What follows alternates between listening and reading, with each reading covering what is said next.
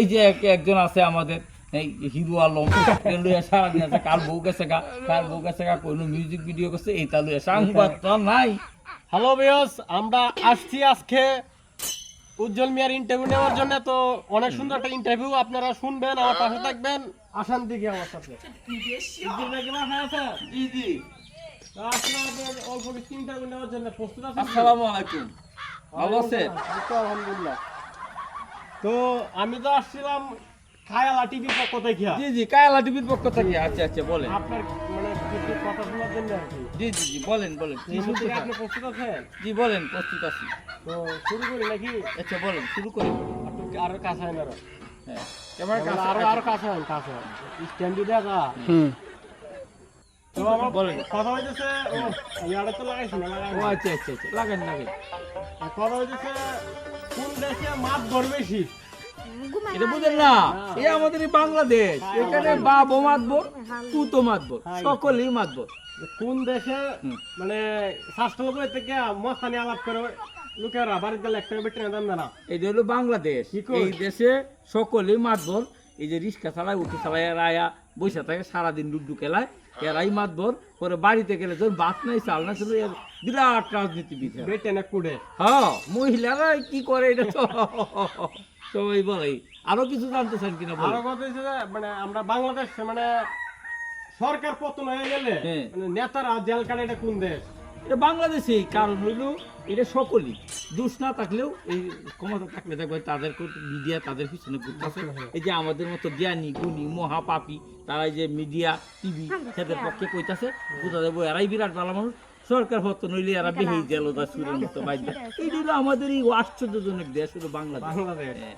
তো আরো কথা হইতেছে বাংলাদেশে যদি কখনো নির্বাচন হয় হ্যাঁ। তাহলে কোন দল জয়ী হবে, মানে নির্বাচিত হবে? আপনি ও এই যে সামনে যে আইব, এইটা তো একদম চোখ বন্ধ করিয়া আমি বলে দিতে পারি। বলেন। এটাই আমার এই ব্রিটিশ আমলে থেকে বাংলা, পাকিস্তান, ব্রিটিশ এবং যে দল সরকারি গঠন হয়েছে সকলের পরে যে আমার অভিজ্ঞতা থাকে, আমি এক চোখ বন্ধ করে বলে দিতে পারবো। এটা 100% লিখিয়া দিতে পারবো আমি কোন দল আগামীতে সরকার গঠন করে। বলেন, তাহলে এটার জন্য আগ্রহী অনেকটা। এটা আগ্রহী দর্শক মন্ডলী, আপনারা শুনেন। হ্যাঁ। এখন কি বলে দিব? বলেন বলেন, সবাই শুনতে শুনেন, আগ্রহী হইছে। 100% বলে দিতে তো এটার সিক্রেট দিতে এটা একটা সহজ কথা। এটা হলো সরকারি দল। সরকারি দল। হ্যাঁ, সরকারি দল তো সরকার গঠন করবে। এইটা বুঝলেন না? এটা পয়সা করবে।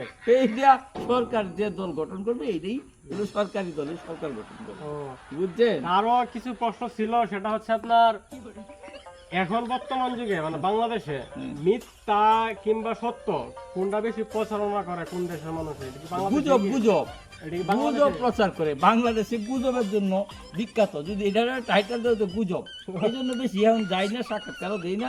আমরা যখন এই টিভির পক্ষ থেকে আইলাই, এই জন্য দর্শক মন্ডলীকে আমার পক্ষ থেকে ধন্যবাদ, শুভেচ্ছা।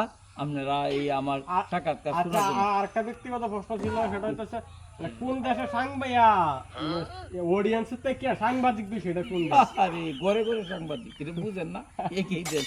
এখন প্রত্যেকটা মোবাইলে হয়েছে একজন সাংবাদিক, একজন এই মিডিয়া হয়েছে, ইউটিউব চ্যানেল, এই ফেসবুক চ্যানেল, এই চ্যানেল। বাংলাদেশের মতো অত ফেসবুক ইউটিউবে অন্য কোনো দেশে এত সাংবাদিক নেই। কোন বেড়ার বেড়ে গেছে গা, কোন বেড়ার বেড়ে ইয়া করতেছে, এটালে তো সারাদিন সারাদিন এই কাজ।